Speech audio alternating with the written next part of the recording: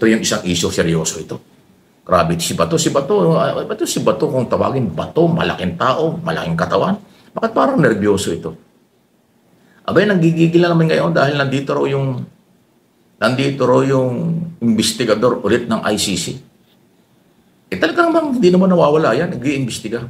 Tapos meron daw parang isang personalidad, ayaw ko nang bagitin ng pangalan, na nandito raw at nang uurot, nagre-recruit daw ng mga pulis para gumawa ng statement laban sa kanya. Ikaw talaga ba to, Sado kang madrama.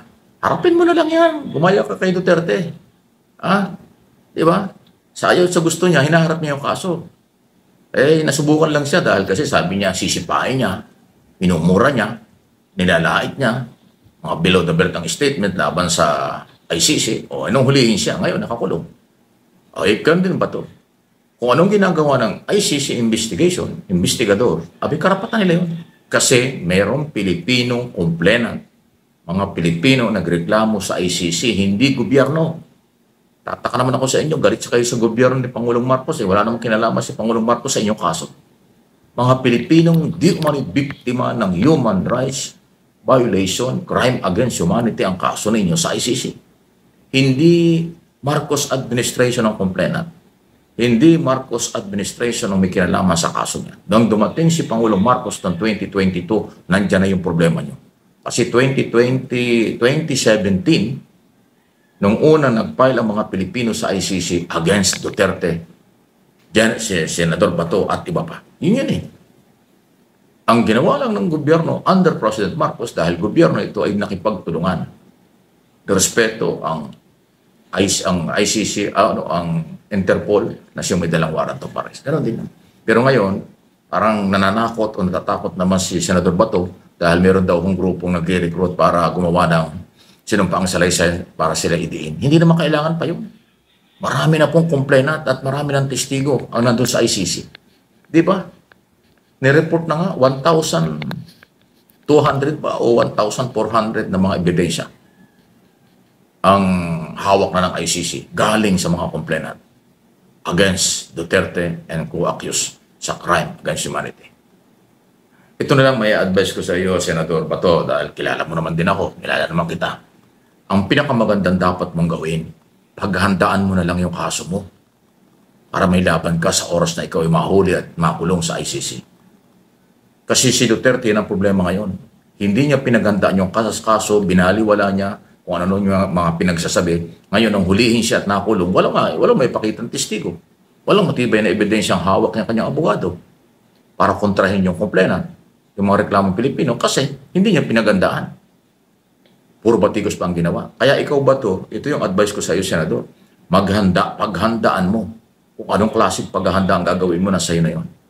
Kasi para pag ikaw ay hinuli at dinila ka sa ICC, meron kang laban. Meron kang argumentong matino. Meron kang testigo at iba pa na wala kang kinalaman sa kaso. Yun ang gawin mo. Pero yung sirain mo yung investigation, na trabaho naman ng ICC yun dahil may kumplena.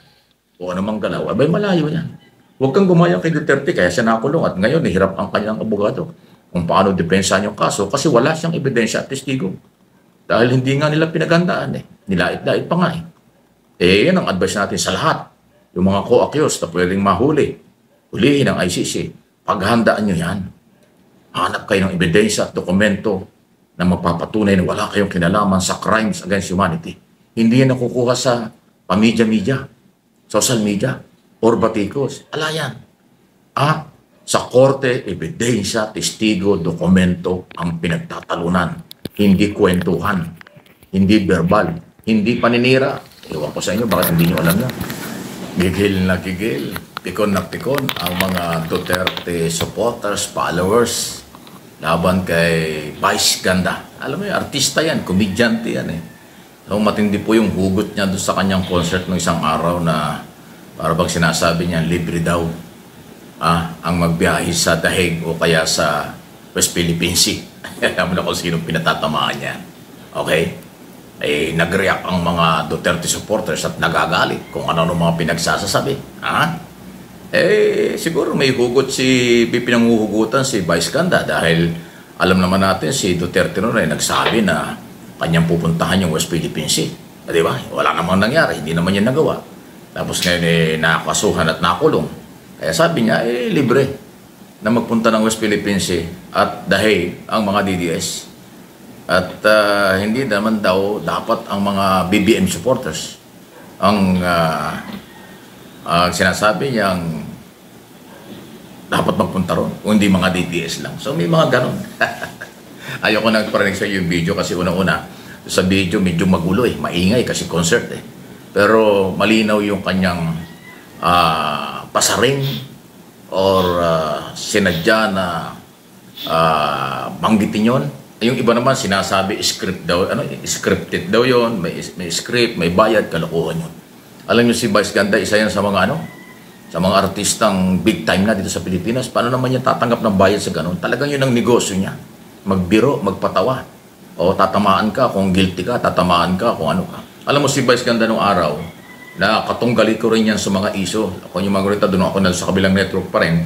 Dahil siyempre nanto doon ako, nakalaban na yung si Kibuloy nung araw. So, kaya hindi ko rin nagustuhan yung kanyang mga sinabi dahil nandoon ako. Pero ngayon, wala na akong kaugnayan dyan at ngayon ganito yung sinasabi ni Vice Ganda laban sa mga DDS. Kaya mga DDS nagre-react at akin naman tinatalaki lang ito. Wala naman tayong kinakampihan dyan. Ako naniniwala na ang lahat naman ay may karapatan. Mabuti nga yung pabiro-biro lang. Kung tutuusin natin, mas garapal, mas brutal, mas matindi ang sinasabi ng mga Duterte at Duterte supporters. Laban sa gobyerno, laban kung kani-kanino, may mga PI pa, may mga pang-insulto pa. Di ba? Ganun sila Yun kasi mahirap Yung mga taong maingay, mapanirang grupo, walang nakitang positibo. Pag sila ang nakanti, sila yung napitik, galit na. Para bang sila lang ang may karapatan na mag-react, mag-comment, at magsabi na kung ano. Pag ibang tao ng pinanggalingan, nagkakagulo sila at nanggigigil na parang mananakit. Ay mga kalokohan. Sabi nga nila, huwag kang gumawa ng masama laban sa iyong kapwa dahil pag bumalik sa iyo, masasaktan ka. Di ba? Kayo yung batikos ng batikos, tapos ngayon kayo ay biruin, paringgan, kayo ngayon nag-react. Di ba? Walang kakwenta-kwentang prinsipyo. Ngayon ang ginawa nyo, lalo niyong pinasikat si Vice Ganda. Lalo siyang pinag-usapan kasi nag-viral yung kanyang sinabi. At sa halip na i-deadman na inyo, pinatulan pa nyo, o sino nawalan? Di ba? Wala. Kayo rin nasisira dahil ang pagbatikos ng isang tao, isang organization sa kapwa, tinitingnan ko ano yung background Ano yung pagkatao, ano ang pinanggalingan, ano ang pinanghuhugutan. Sino ba naman kayo? Kayo nga yung mapanlait na grupo, DDS Tapos nung kayo pitikin, kayong iyakin, kayo umiiyak. Di ba? Nasa inyo ang dahilan kung bakit kayo napipikon, kung bakit kayo pinaglalaruan ng mga artistang katulad ni Vice Ganda.